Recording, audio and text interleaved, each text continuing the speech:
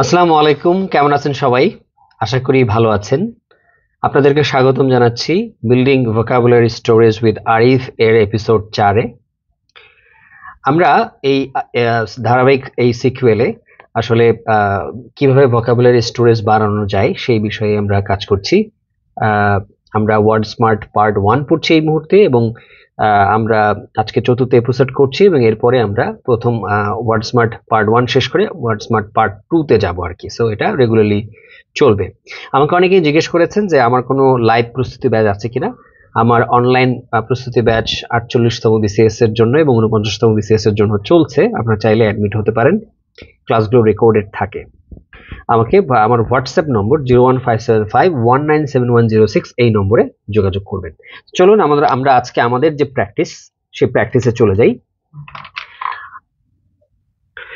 আজকের যে প্রথম শব্দ সেই শব্দটা হলো আডাল্টারেট।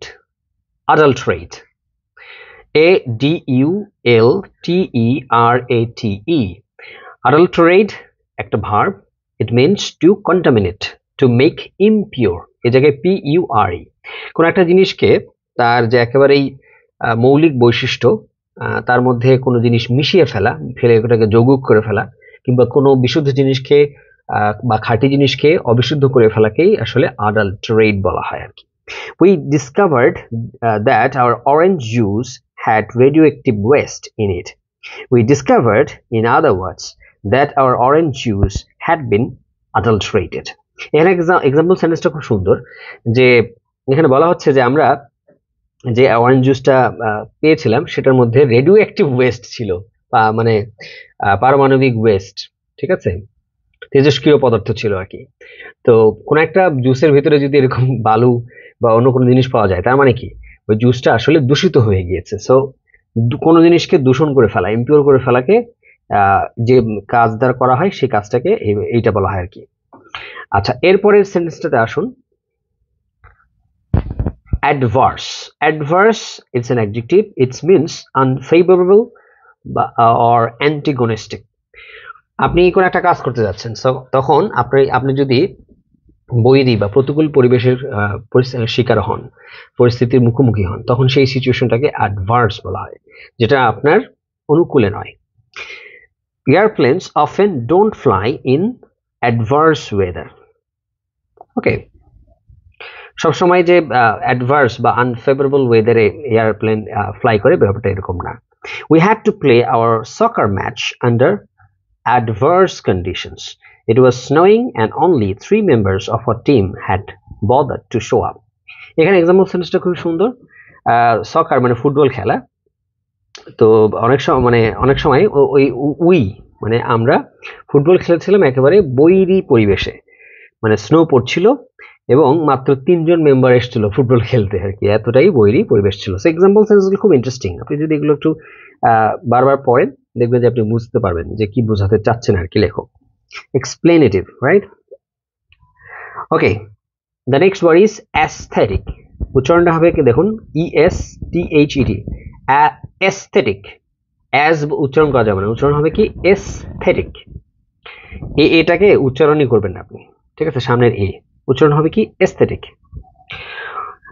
It means having to do with artistic beauty or artistic.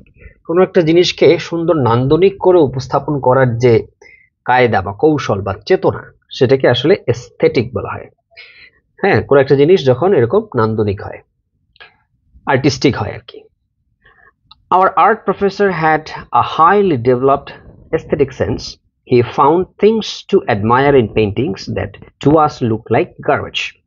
যারা শিল্প সচেতন তারা আসলে এস্থেটিক মন মানসিকতার হন, অর্থাৎ তাদের মধ্যে যে জিনিসটা বিরাজ করে সেটা হলো এস্থেটিজম। সাধারণ মানুষ কোনো খুব দুর্বোধ্য একটা পেন্টিং দেখে বা চিত্রকলা দেখে কিছুই হয়তো বুঝতে পারে না, বাট যারা ওই বিষয়ে বিশারদ তারা কিন্তু ওইটার ভিতরে অনেক মিনিং খুঁজে পান। তো এইটাই আর কি, তাদের ভিতর যে বিষয়টা আছে, যে ফিলিংসটা আছে, সেটাই হলো aestheticism. Affable means easy to talk to, friendly. কাউকে যখন আপনি সহজেই বন্ধু বাৎসল যাকে বলা যায়, যার সঙ্গে কথা বলা যায়, যার সঙ্গে মেশা যায়, অনেক কথা বলা যায়, হ্যাঁ, তাকে আমরা বলি, সেই পার্সোনালিটিটাকে বলি affable. Susan was an affable girl. She could strike up a pleasant conversation with almost everyone. Anyone. কিছু মানুষ আছে মানে একা একা থাকতে পছন্দ করে, হ্যাঁ, কিছু মানুষ আছে আবার মিশুক প্রকৃতির। সো মিশুক প্রকৃতির মানুষকে বোঝাতে আফাবল শব্দটি ইউজ করা হয়। আচ্ছা, affectation, affectation means unnatural or artificial behavior, অর্থাৎ কোন একটা জিনিস ভঙ্গি অভিনয় করে কোনো জিনিস বিহেভ করা, ঢং করা, বেসিক্যালি আপনি যা নন সেটা তুলে ধরাটাই হলো affectation. So usually intended to impress. Bucky's English accent is an affectation. He spent only a week in England and that was several years ago. এখানে বোঝাচ্ছে যে বাকি ইংল্যান্ডে গিয়েছে মাত্র এক সপ্তাহ হয়নি, কিন্তু সে এমন অ্যাকসেন্টে কথা বলা শুরু করেছে যে মনে হচ্ছিল সে ইংল্যান্ডে অনেকদিন ধরে আছে। সো এটা ছিল তার একটা কথার মধ্যে একটা ঢং বা ভান করা। দেন affinity means sympathy, attraction, kinship, similarity. যখন একজনের সাথে আরেকজনের খুব মিল পাওয়া যায়, হ্যাঁ, চিন্তা চেতনায়, মানসিকতায়, হ্যাঁ, কোন একটা বিষয়ে কিনশিপ অর্থাৎ একই গোত্রীয় হন বা চিন্তা চেতনায় একটা সাদৃশ্য আছে, তখন ওই তাদের মধ্যে সম্পর্কটা বোঝানো হয় affinity. Ducks have an affinity for water. আকর্ষণ এটাও বোঝায়, যেমন হাঁসরা পানি দেখলেই চটপট করে ওদের মন, পানিতে যে ভিজতে ওদের মন চাইবে, তাই না, সেরকম। That is, they like to be in it. Children have an affinity for trouble. That is, they often find themselves in it. বাচ্চারা সমস্যা তৈরি করে সবসময় আর কি, সমস্যা দেখলে সেটাতে ঝাঁপিয়ে পড়ে, একটা সমস্যা তৈরি করতে হবে। Affluent, it's an adjective, it means rich, prosperous. মানুষ ধনী মানুষকে বোঝাতে আমরা শব্দটা ব্যবহার করি, সেটা হলো affluent. এটা easy word. A person can be affluent, all it takes is money. A country can be affluent too if it's full of affluent people. ওকে, আর এটার যদি আমি নাউন ওয়ার্ডটা খুঁজি তাহলে হবে এই যে affluence means the same thing as wealth or prosperity. Alright, the next word is agenda. অনেকে কিন্তু এজেন্ডা বলে, নো, উচ্চারণ হবে agenda means program, the things to be done. অর্থাৎ আপনি আলোচনাসূচি, কর্মসূচি কি কি করবেন সেগুলোকে এজেন্ডা বলা হয়। What's on the agenda for the board meeting? কোন একটা মিটিং শুরু হওয়ার আগে কিন্তু কি কি বিষয় আলোচনা করা হবে, কি কি বিষয় বিবেচ্য, সেগুলো প্রথমেই ঠিক করে নেওয়া হয়। সো এই টু ডু লিস্ট অর্থাৎ একটা প্রোগ্রামে কি কি করা হবে, কি কি বিষয় নিয়ে আলোচনা হবে, এটাকে আসলে এজেন্ডা বলা হয়।